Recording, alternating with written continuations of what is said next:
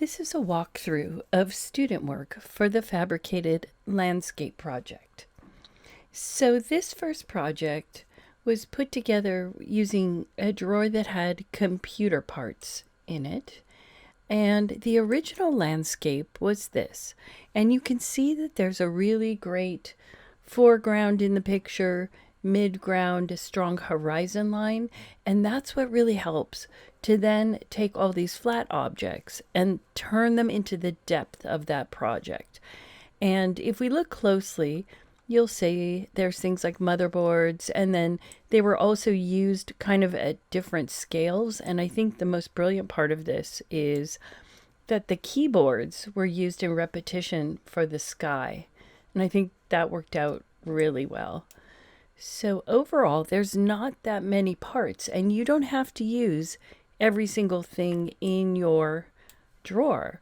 But the idea is that you will, use the things that work, use some things in repetition, some things larger, and some smaller. But I thought that was a great rendition of that landscape. Okay, this next one is kind of amazing because when she got this assignment, she kind of freaked out because her drawer was, she used it for tie-dyed shirts.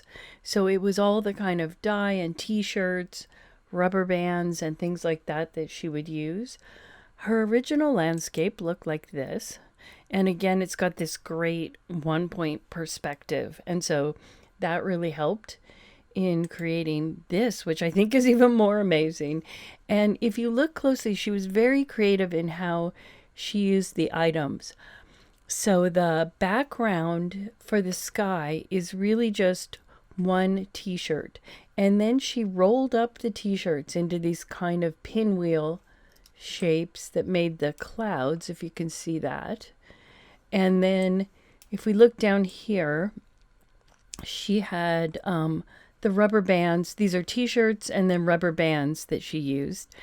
This is the actual powder dye. And then the line in the road is the packaging for the dye for the t-shirts. So we've got the contents and then the packaging down the middle. But I think that's a really beautiful use of using things, large scale and small scale, the same items, and then really taking advantage of repetition. Okay, let's look at the next one. Oh yeah. Okay, this one utilized a drawer that had a sports equipment in it. And the original landscape was this. And so you can see that you're not trying to match the landscape exactly. It's kind of a coloring book. And also, you're not trying to match the color. Your color comes from your drawer. And part of the interest of this project is that you keep the integrity of the objects so that you can recognize them. I mean, I guess she could have cut out these pink tennis balls to be the shape of a leaf. But what's much more interesting is that she used the tennis balls as is, so you recognize them. And when you see the tennis shoes, she used some blurring effects to kind of create that depth. So certainly scale, as things get bigger, they will appear closer to the camera. And then they get darker and blurrier as they move away from a camera's perspective.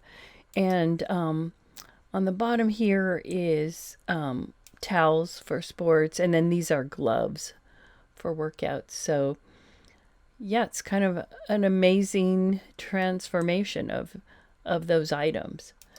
Okay, let's see. The next one. Oh yeah, don't try this at school, but these are knives, and it's kind of like Edward Scissorhands or something. It's pretty amazing.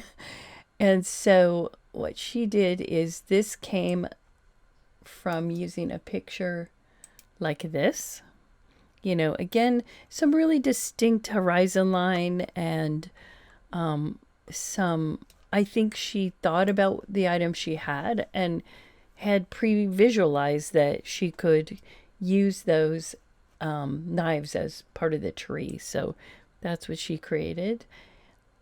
And I think the red background were napkins that were in the drawer.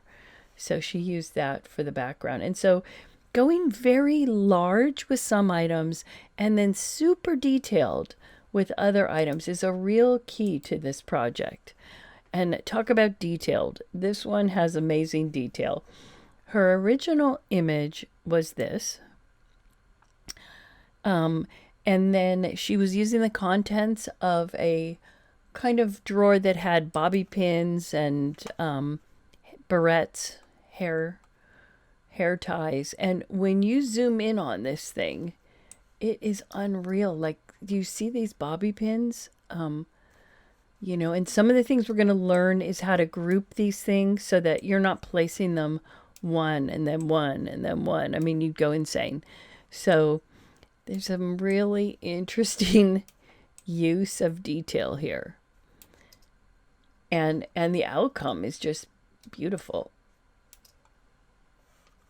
Okay, let's take a look at the next one. Again, this is like a really obsessive one. It was done with Post-its and paper clips that were straightened. And here's the original. And then here's the project. And so, yeah, that was a lot of, those are just tiny little post-it notes. And then the next one, oh, this one's really beautiful the way it came out. It's really just screws, zip ties, and those are just repeated. Here's the landscape they chose, and here's what they came up with. And I think what's in play here is a lot of use of really trying to develop that kind of depth using some blurring. Even the back is one of the zip ties, just used very, very large, and you can see the detail there. And so some of the important effort here is going to be in getting a really good photograph of your objects, including your small objects. So you'll want to take a picture of those things one at a time so you get the best quality possible. And this was another one where she flipped out because once she heard the project, she was like, oh my God, all I have is t-shirts. But it turned out she rolled up the t-shirts. Oh, let me show you the background first. There you go. And she rolled up the t-shirts and made all the trees out of that. So these were like concert t-shirts. And then the next one. Okay, this is one of my all-time favorites. She had a drawer that had mostly coins in it, and for some reason it had like a music box thing. And so this entire project is made really entirely out of coins. Her original image was this. Very good one-point perspective. That's where these converging lines go to a single point. And if we zoom in, obviously you can see the Lincoln Memorial from the penny, but she did an amazing job of pulling little details.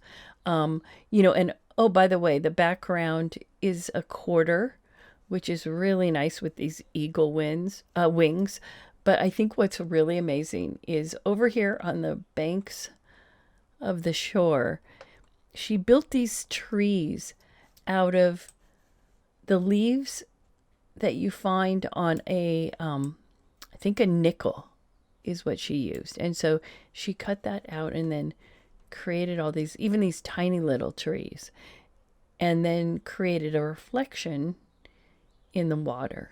And so, wow, this one just amazes me every time.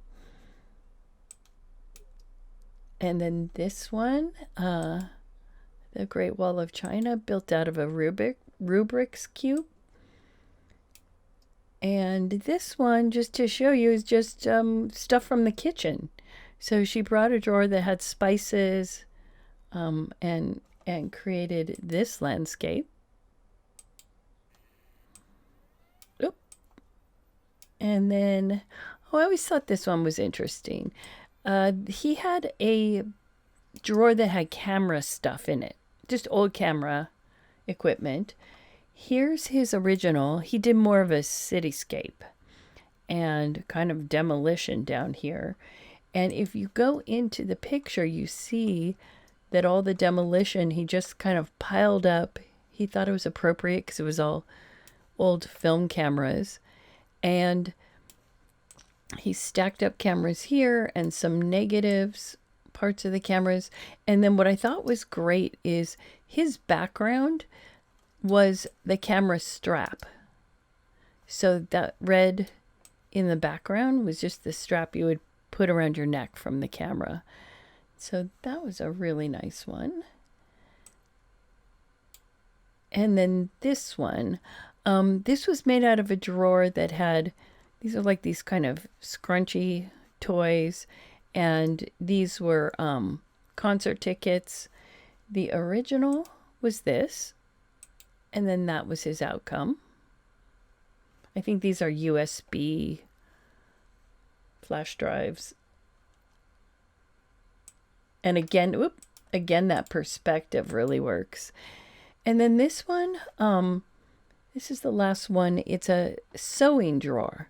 And so it had a knitted scarf, had some strange things in it. These little eyes that you sew on to make a doll. This was the original.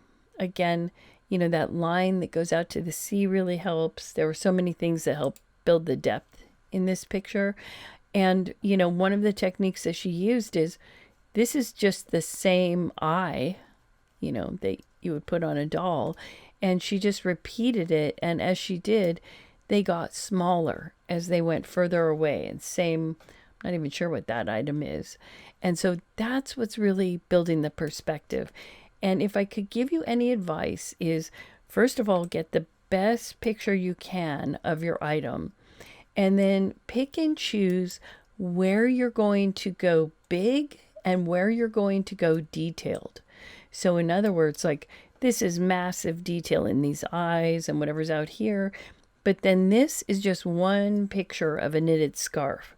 And so it doesn't necessarily have to be the sky, but you'll decide, and hopefully you'll ask for help on this in determining, you know, where do you create that detail. And it also helps your project if you have some breathing room and then some more intense stuff too. So this is a really fun project. The outcome is always stunning and shocking. And the only thing I have to warn you about is you cannot do this overnight. It is a really time-consuming project, and you want to save a lot because the files get really big as well. We will learn how to make groups and merge groups at the proper time. And so one of the many learning points in this project, besides layer mask, is management of layers and groups and organization. So try to be as organized as you can as you build this project. Okay, that's it. Have fun.